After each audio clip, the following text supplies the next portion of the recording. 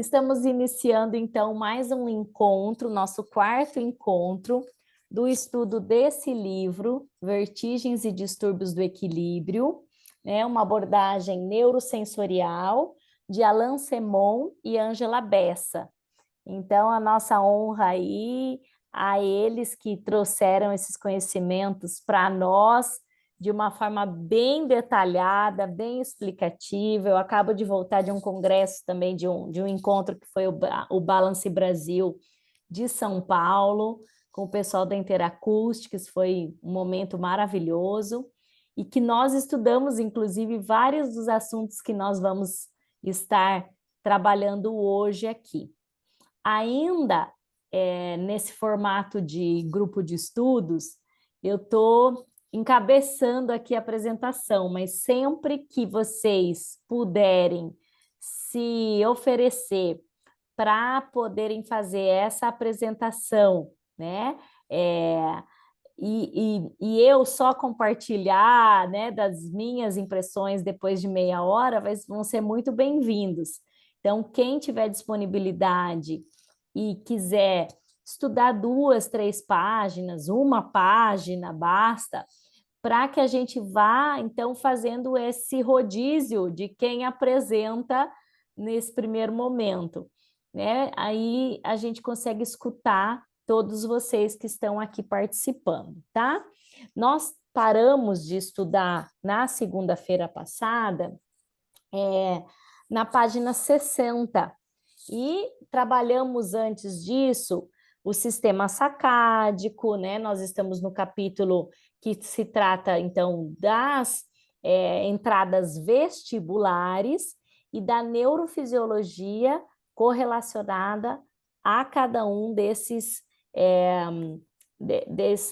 entradas, né? No caso aqui, estamos estudando, então, há 2 semanas, as entradas vestibulares. E falamos sobre o sistema sacádico, né? Então, o processo de elaboração e execução das sacadas que esses olhos emitem, né? Fazem, e como, então, são os neurônios que trabalham no processamento dessa resposta. Aí, então, estudamos os neurônios inibidores burst na medula rostral, que eles são ligados às sacadas horizontais, os neurônios omnipauses, que também entram tonicamente inibindo, né, o movimento, e trabalhando nessa descarga burst, que faz um sistema de retroalimentação interna para que ocorra, então, a fixação desejada. Os hemisférios cerebrais, eles podem desencadear essas sacadas, então a gente tem que ficar muito atentos à avaliação delas, inclusive o Tiago Silva estudou muito essas sacadas de refixação como um critério a ser muito mais explorado do que se quando se faz avaliação com o Verrit, porque geralmente a gente falava muito do ganho, né, dessa relação de diferença, que é chamado de ganho, nessa diferença de velocidade entre o movimento da cabeça e o movimento dos olhos quando se faz, né, o trabalho de VOR, por exemplo, né, o movimento do vestíbulo ocular reflex. E pouco se falava dessas sacadas de refixação. E foi o tema do encontro passado e continua sendo o tema de hoje.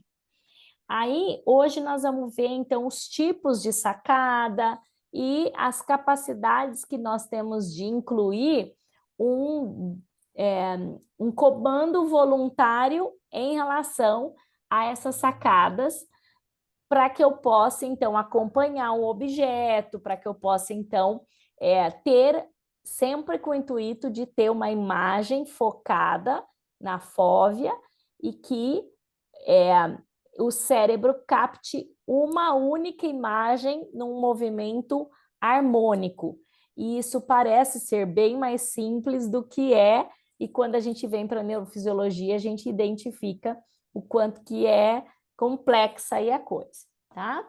E quem é que vai dar o comando, né? Vai fazer a modulação inibitória disso é o cerebelo. Então, quando nós investigamos através dos testes oculomotores esse paciente, nós estamos vendo a integridade de tronco encefálico, dos núcleos vestibulares, dos núcleos oculomotores e do tronco encefálico, porque ele que é o responsável por essa estratégia visuomotora, tá?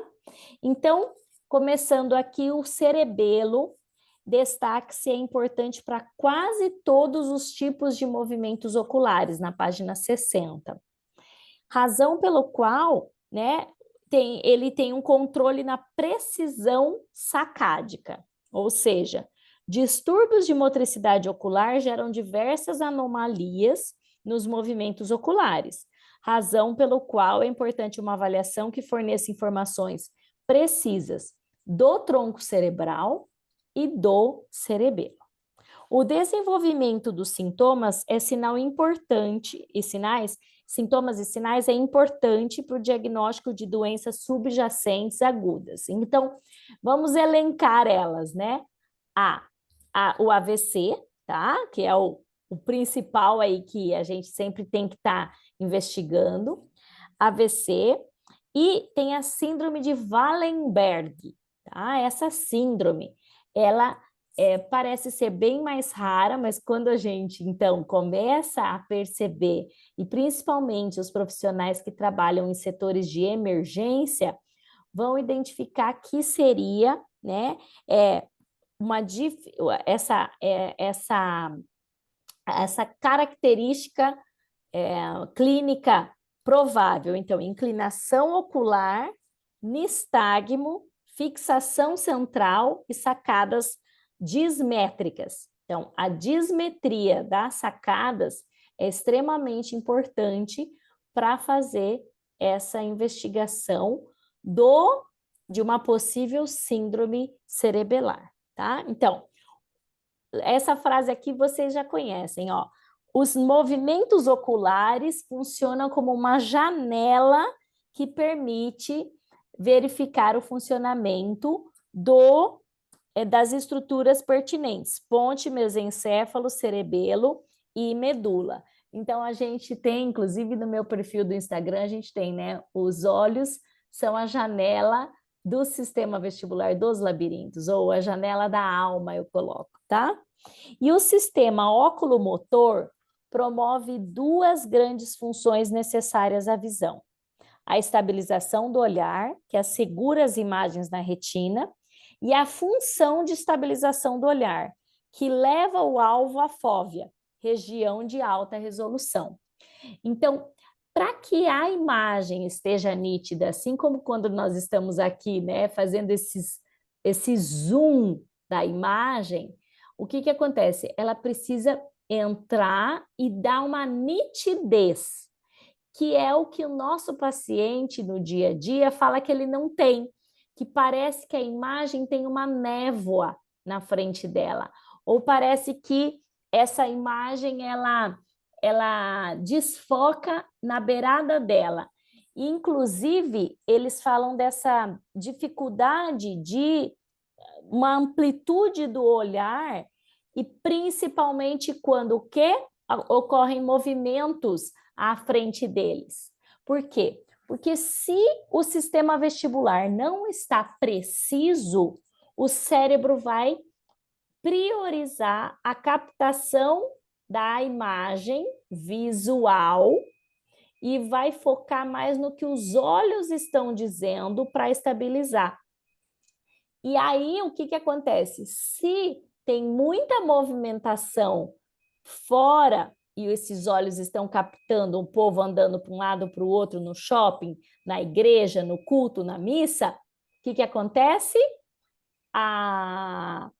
O cérebro interpreta como se essa pessoa estivesse naquele vai e vem, naquele desequilíbrio. E aí ela relata que ela fica tonta em ambientes com muitas pessoas, tá? e muito movimento, como uma avenida grande na hora de atravessar essa avenida, por exemplo, tá? Os movimentos oculares verticais, na página 61, e de torção são gerados no mesencéfalo, enquanto os horizontais são gerados na ponte, tá? Então, nós temos tanto que ter a integridade do cerebelo, quanto da ponte do mesencéfalo, estruturas do tronco encefálico. As sacadas podem informar alterações verificadas no sistema nervoso central.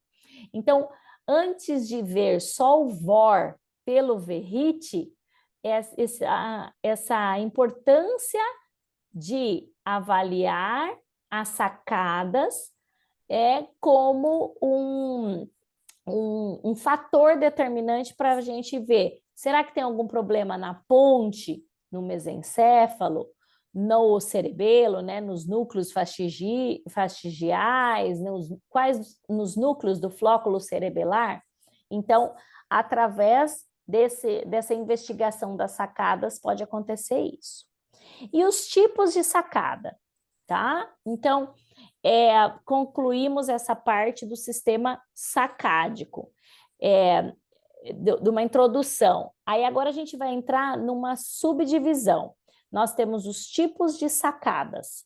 E aí a gente vai ter 4 tipos de sacadas identificadas aqui. Então, as sacadas voluntárias, as sacadas reativas, as rápidas e as cover e over testes. Então, quando a gente vai em um congresso, é bem comum que a gente fique muito perdido nesse começo, quando se explica esses tipos de sacada. Então, quais seriam, né, as características das sacadas voluntárias? É aquela relacionada à intenção da pessoa de fazer esse jogo do olhar, constituindo-se, então, de um movimento endógeno, tá? Por exemplo, quando eu quero explorar um ambiente, quando eu quero ler, então eu estou aqui lendo. Sacadas voluntárias resultam da intenção da pessoa, então o meu olho vai fazendo esse movimento.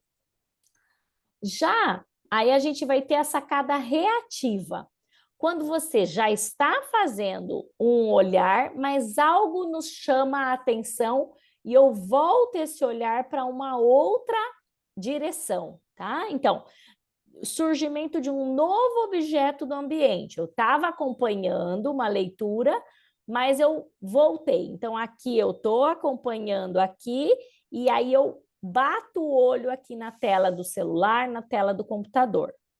As sacadas rápidas são aquelas identificadas nas fases rápidas de nistagmo de origem vestibular e do nistagmo optocinético.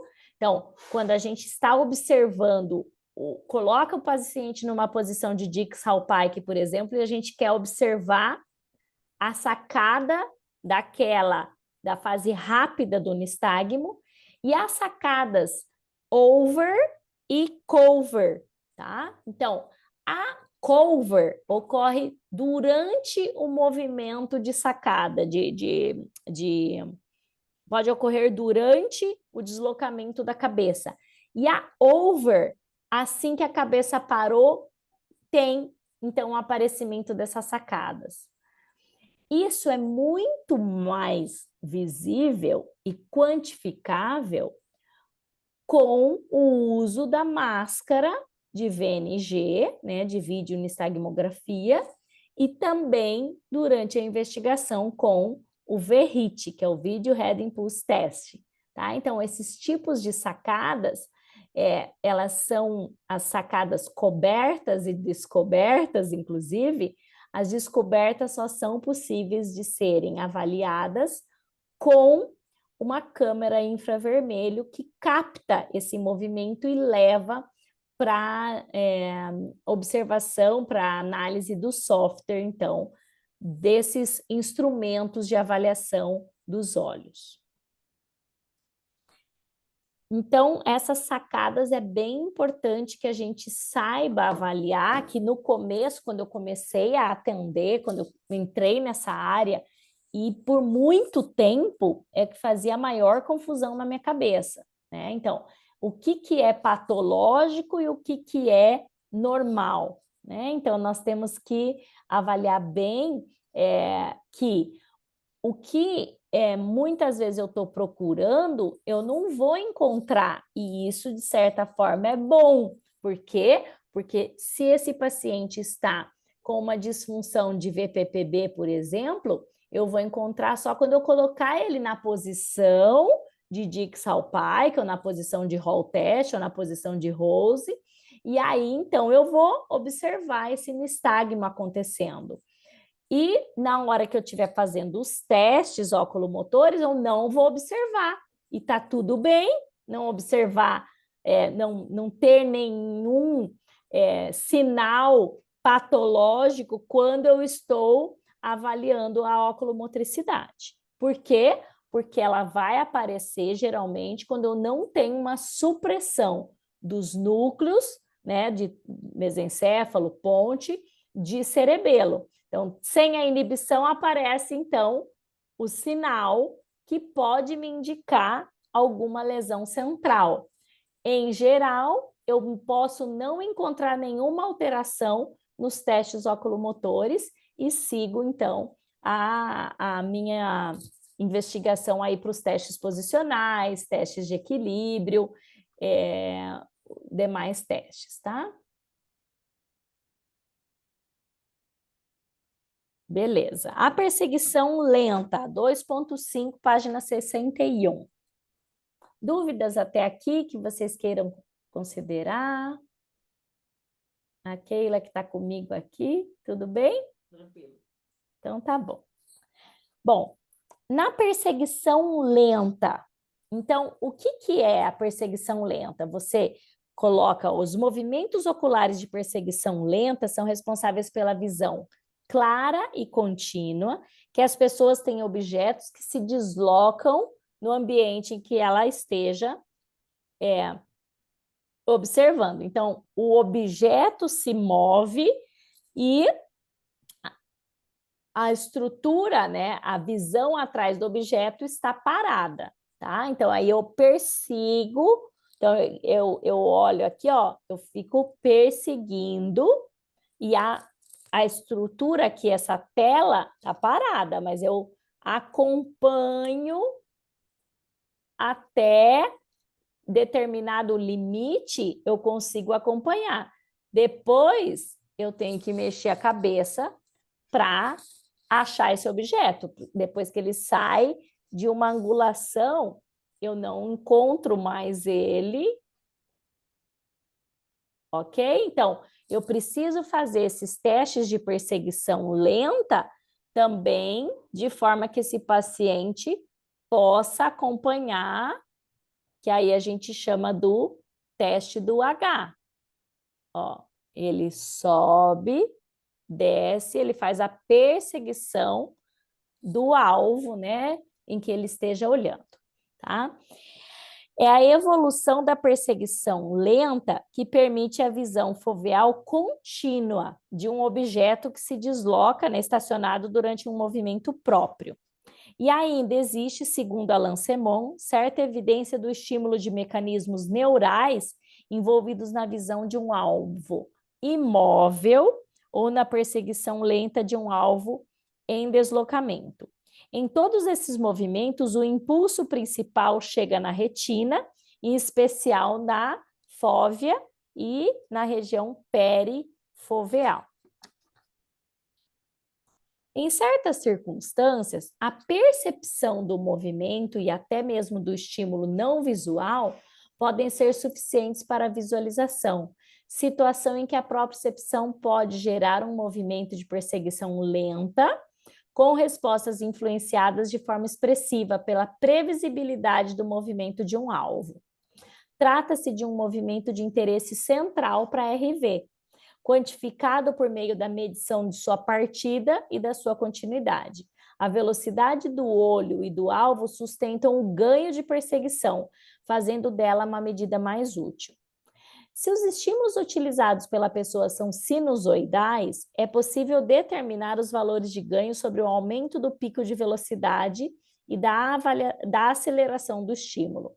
É preciso ressaltar que a perseguição lenta está sob controle adaptativo, mesmo quando utilizado um feedback visual, como mostram as demais classes de movimentos oculares, enquanto a adaptação se torna evidente diante de uma paralisia de nervo ocular. Estudos experimentais mostram que as áreas corticais envolvidas na visão desempenham um papel determinante nessas respostas adaptativas. E assim ele segue dizendo que vai chegar no núcleo geniculado lateral do córtex estriado, passando pelo núcleo pôntico dorsolateral, o cerebelo, o núcleo vestibular, a formação reticular, do tronco cerebral e do núcleo oculomotor.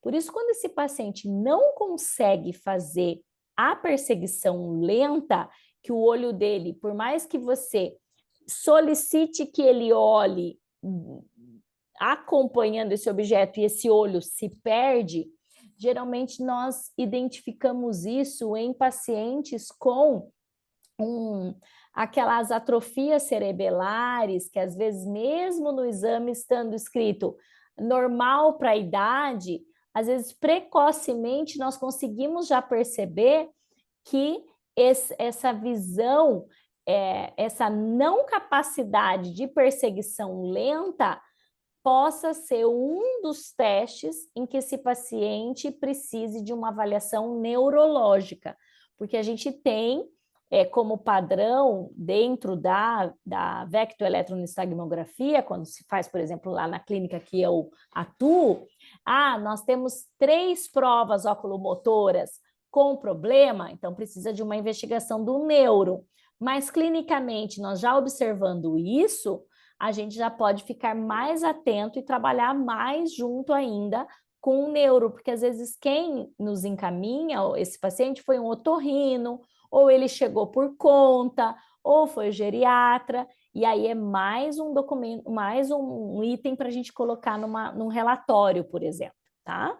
Desse paciente, olha, precisa de uma investigação, porque pode estar começando uma atrofia cerebelar, por exemplo, que pode estar normal para a idade, mas que pode gerar funções incompletas nas AVDs e que pode predispor à queda desse paciente, tá? Tanto as áreas frontais quanto as oculares suplementares contribuem para a existência e funcionamento da perseguição ocular, né? Adicionalmente, o sistema óptico também, acessório, e o núcleo de feixes ópticos desempenham seus papéis na ativação da perseguição transcortical pôntica cerebelar.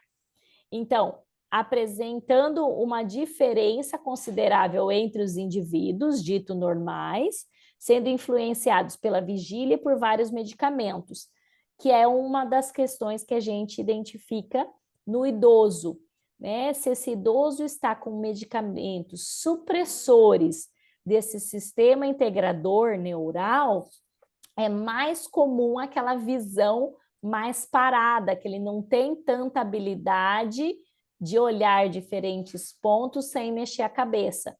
Ele acaba perdendo essa capacidade reflexa de observar, inclusive nas áreas periféricas, uma movimentação de um objeto à frente dele. Sem contar que muitas vezes eles também param de ler, né? Então, tem muitas dos nossos pacientes idosos e tudo que eles pararam de fazer atividades de leitura do jornal, da revista, e cabe a nós também incentivarmos que eles façam. A má perseguição, assim qualificada diante da redução de medidas e do ganho, não é uma característica específica, então, de muitos distúrbios neurológicos difusos, mas, ao contrário dos distúrbios corticais, pode ser responsável pela modificação e precisão das sacadas. Essas anomalias de perseguição lenta também podem se revelar em pessoas que têm nistagmos congênitos, e aí Óbvio que precisa-se de um acompanhamento mais minucioso. As lesões unilaterais ao longo desta via provocam déficit ipsilateral à perseguição lenta, enquanto as áreas frontais e oculares suplementares contribuem para a existência e o funcionamento da perseguição ocular, deixando clara sua relação direta com a capacidade dos olhos de gerar as respostas aos movimentos preditivos dos alvos. Um sistema óptico acessório e o núcleo dos feixes ópticos também podem atuar na ativação da via de perseguição transcortical pôntica cerebelar, ou seja, precisamos da integridade do sistema visual, vestibular, ponte e cerebelo, tá? E como que esse objeto, vamos dizer, ele vai ter uma estabilização do olhar? Precisa da integração neural central, que quem nos dá? Tronco encefálico e cerebelo, tá? Então, ainda agora no 2.6, a gente vai ter a estabilização do olhar e o integrador central, que é a estabilidade, então, da visão e a lateralidade da órbita precisam desse comando central. Esse sinal codificado pela posição é obtido por uma integração matemática da sua velocidade. Então, na visão horizontal, os movimentos conjugados, agora na página 64, dos dois olhos e dos núcleos, tanto o núcleo mediano quanto posterior, são os mais importantes quando se trata de manter os olhos lateralizados e imóveis, tá? Isso é algo que a gente pode treinar durante a reabilitação. Então, todos esses testes oculomotores, eles podem ser treinados. Então, eu posso colocar um objeto aqui e pedir que esse paciente sustente 1, 2, 3, 4, 5, 6, 7, 8, 9, 10, 11, 12, por exemplo. E aí dá até um cansaço, porque a gente quase não faz isso na lateral, por exemplo. Ó. Aqui a gente pode perceber uma dificuldade, às vezes, em um dos lados mais do que o outro. E aí a gente pode utilizar como método, né, de avaliação e terapia, tanto utilizando dos oblíquos também, né, e o abducente, o reto medial de um olho, né, e o abducente do outro, para levar esse olho nessa periferia da órbita. Os movimentos oculares verticais agora são estruturas, então, do meio do cérebro, em especial o núcleo inferior central, que contribuem para a integração neural. Espera aí, núcleo NC. Deixa eu ver. Núcleo intersticial Carral. O núcleo intersticial de Carral, tá? Que contribui para a integração neural. E lá em cima era o núcleo propósito do hipoglosso, não o núcleo posterior, tá? Isso. Então, o núcleo propósito do hipoglosso e vestibular mediano, né? E depois, agora, o núcleo intersticial de Carral, que contribuem para a integração neural, tá? Esses indicam um feixe neurológico comum, integrador neural, que concilia todos os comandos dos movimentos conjugados dos dois olhos. Por outro lado, já foi confirmado que lesões unilaterais, então, tem uma perda também bilateral parcial, porque como eles trabalham em conjunto, mesmo um só sendo lesionado, o outro não assume toda a postura, porque eles fazem esse processo de trabalhar de acordo com o integrador neural. E aí a gente percebe que mesmo com lesões unilaterais, a gente tem uma dificuldade, então, da estabilidade do olhar. E no caso de lesões bilaterais, aí a gente não tem essa fusão, essa integração neural. O vestíbulo cerebelar, então, essas conexões vestíbulo-cerebelares também vão ajudar na integração dos sinais oculomotores. E uma função que pode depender do feedback dos sinais de movimentos oculares dados pelo grupo de células de feixe paramediano.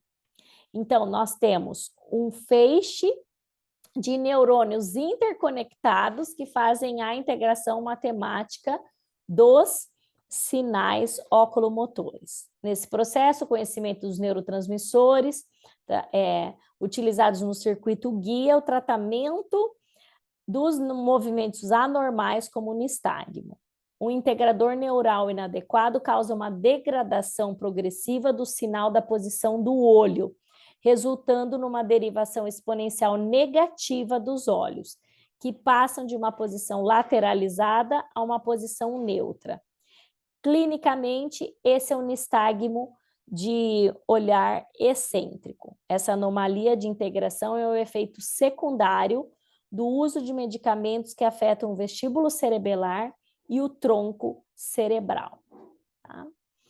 Essa parte toda neurofisiológica, quando a gente tem um esquema na mão também, aqui nós não temos aqueles esquemas do Guyton, por exemplo. Eu tenho um livro muito bom, que chama 100 bilhões de neurônios. Tá? Esse é um livro do Roberto Lente.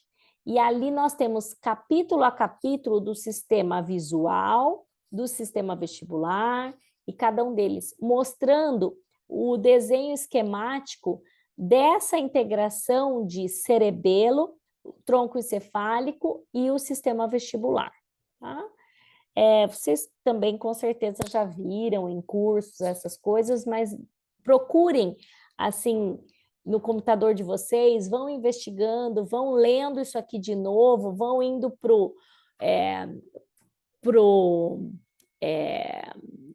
livro mesmo de neuroanatomia, neurofisiologia, porque sempre a gente tem que revisitar. Para mim está sendo uma bela de uma revisitação aqui de algo que é extremamente complexo e que a gente precisa ler, reler e ir voltando, tá?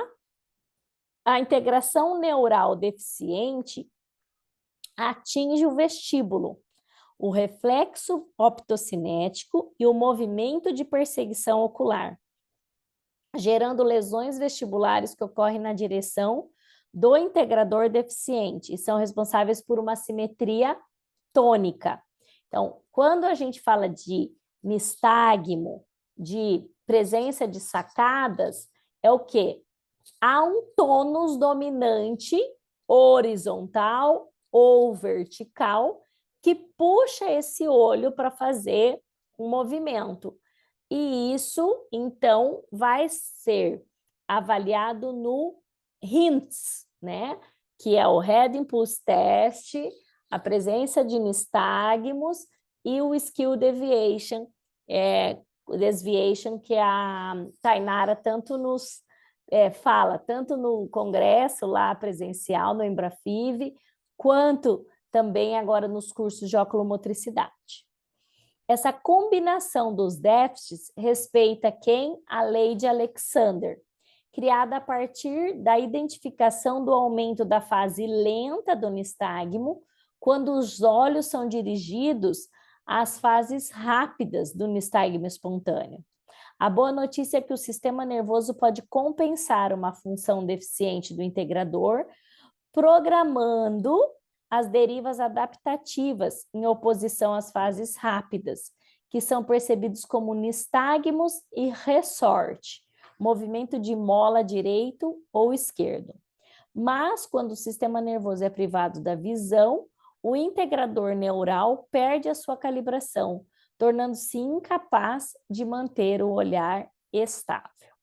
Tá?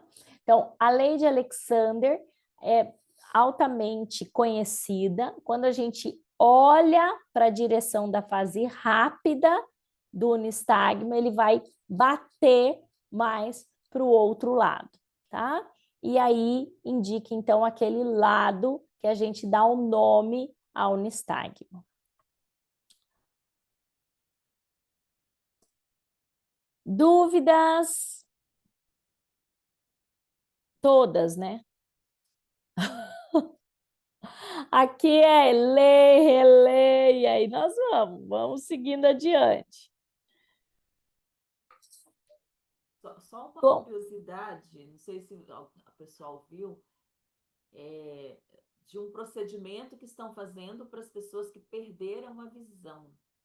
É um pesquisador, acho que nos Estados Unidos, ele está indo com um microchip de 2 milímetros e colocando embaixo da fóvea. E aquele microchip é, de uma certa forma, ligada a um comando num objeto, como se fosse um controle, e a pessoa mexe por ali e a pessoa volta a enxergar. E aí aquilo manda impulsos para o nervo óptico e o cérebro faz a leitura. Eu achei muito interessante. O ser humano, ele nossa, é criativo, né? Deus abençoou. Eu achei verdade, assim, cada vez mais avançando nessas invenções, né? passou uma senhora que já não enxergava mais e que agora ela enxerga. Aí é colocado um óculos, né? Coloca o óculos na pessoa, aquele óculos está ligado àquele controle e a pessoa consegue um Fazer a ajuste. interpretação da imagem e jogar, Isso. então, para a E via jogar neural direto, né? Vamos dizer direto. assim.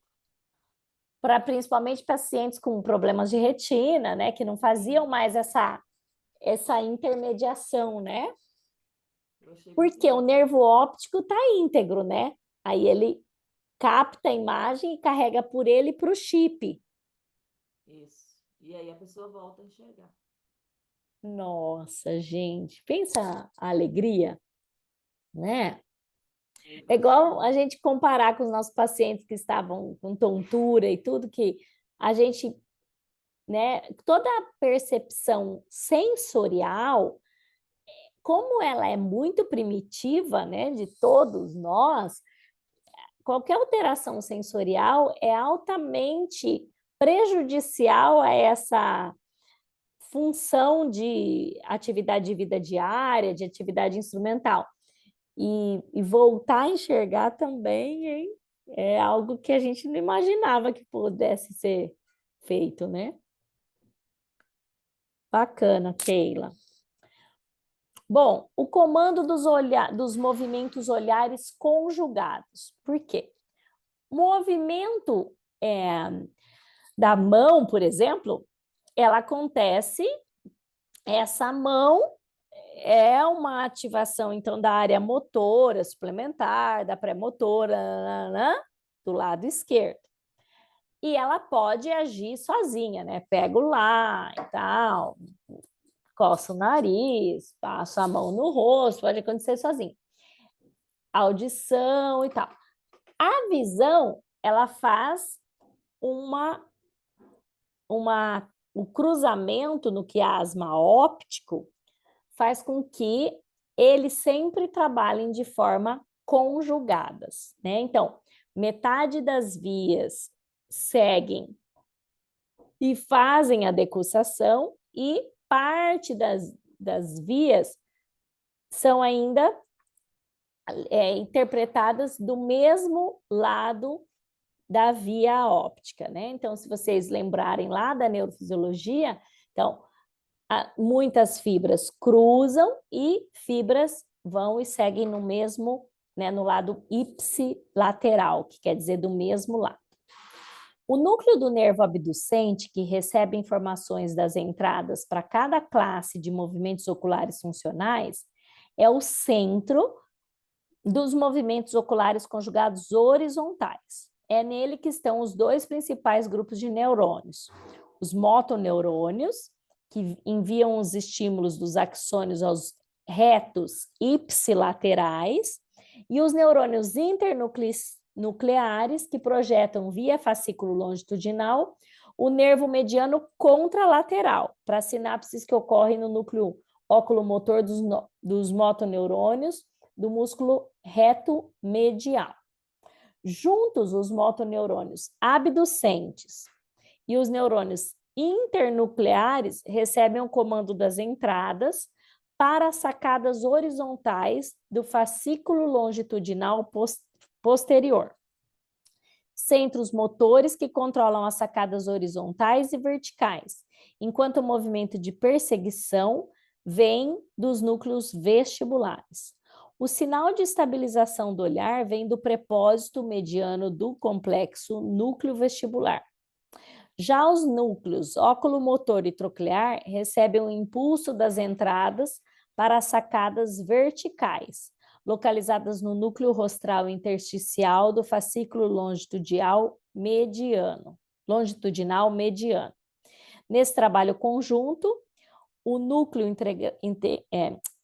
intersticial de Carral é importante para estabilizar e manter o olhar vertical. Tanto os sinais verticais quanto os de perseguição têm início na parte baixa do centro cerebral, subindo aos núcleos oculomotor e troclear. O cerebelo assegura que todas as classes de movimentos oculares e de estabilização do olhar sejam calibrados para proporcionar o quê? Uma visão mais fina. Nesse processo, a via vestíbulo cerebelar, que compreende o flóculos, o paraflóculos e os nódulos cerebelares, são importantes para estabilizar o olhar por meio de uma perseguição ocular, garantindo uma boa performance do reflexo vestíbulo ocular. Ao vermes dorsal e o núcleo fastigial, cabe importante papel da programação e precisão das sacadas, bem como a inibição da perseguição lenta. O córtex visual primário é essencial para a precisão das sacadas, para gerar a perseguição lenta e os movimentos oculares na estimulação optocinética. Cabe a junção dos lobos parieto-occipital e temporal, onde se localizam as áreas visuais secundárias, detectar a velocidade e direção de alvos em movimento em um universo tridimensional, gerando uma perseguição. Essa superfície do córtex posterior é a origem de uma via ipsilateral, que segue em direção ao tronco e ao cerebelo.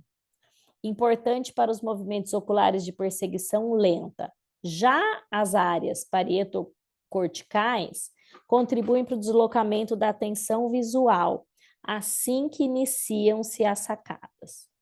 As respostas visuais de certos neurônios do córtex parietal são influenciadas pela direção corrente do olhar, enquanto o pulvinar dorso medial se projeta para o córtex parietal, contribuindo os desvios de atenção. No córtex frontal, 3 regiões contribuem para a programação das sacadas. No campo visual frontal estão os neurônios que descarregam as sacadas, guiadas visualmente ou pela memória.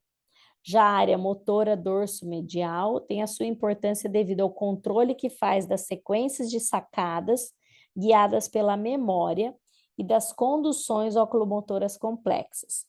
São as lesões combinadas que atingem os campos visuais frontais oculares e os campos parietais oculares, bem como o colículo superior, que provocam déficits oculomotores profundos e duráveis. O córtex pré-frontal dorso-lateral contribui provavelmente para a programação das sacadas em direção ao alvo, sendo a localização dada pela memória. Ele desempenha importante papel durante as antissacadas, que são, na verdade, sacadas especiais, em direção a lugares ou a informação visual que não é validada imediatamente.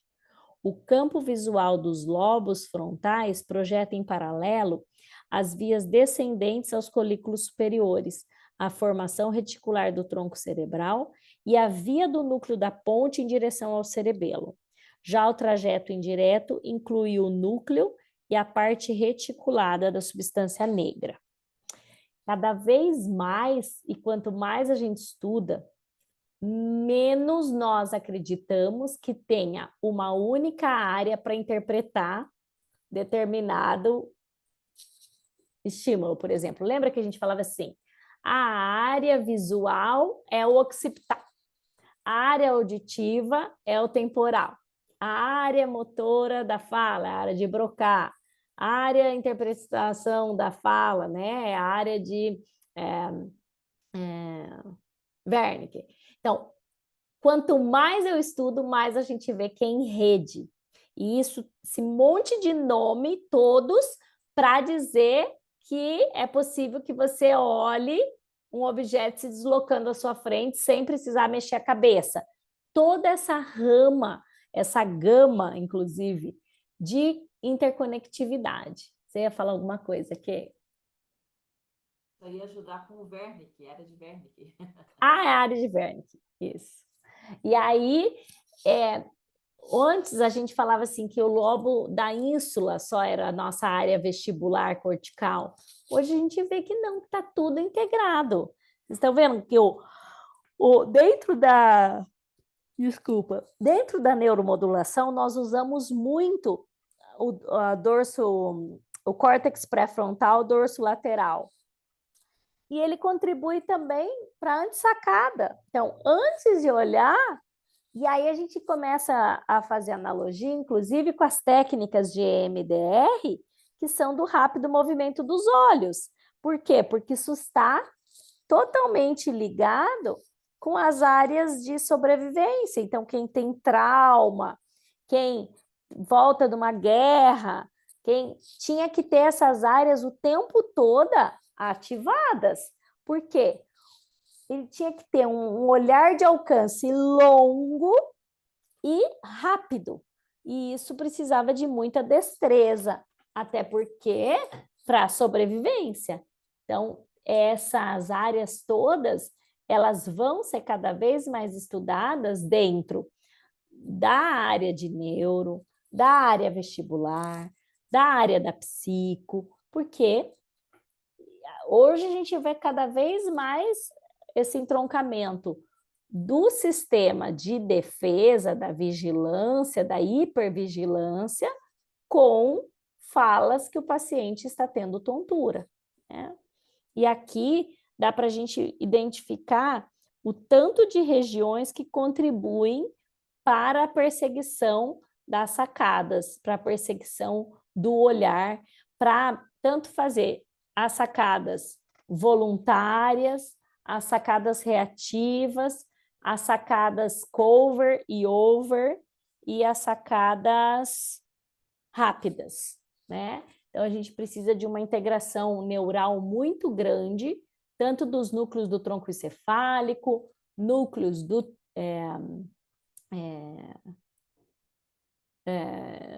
cerebelo, quanto da função e execução do córtex, então, para integrar tudo isso de uma forma cortical, de uma forma assim, voluntária, né? Porque não é só uma reação involuntária, rápida, depois a gente tem a interpretação tálamo e córtex para que a gente saiba o que você aconteceu. E assim a gente, então, vai finalizando esse nosso quarto encontro, né, com essa introdução para o estudo individual com os livros de neuroanatomia e neurofisiologia. E aí paramos aqui na página 67 para depois entrar no 2.8, nos movimentos de olho e cabeça, e vamos seguindo juntas aí. Certo? Certo, muito obrigada. Eu que agradeço. Obrigada. Uma boa semana, turma. Boa semana também. Beijo, tchau, lindas.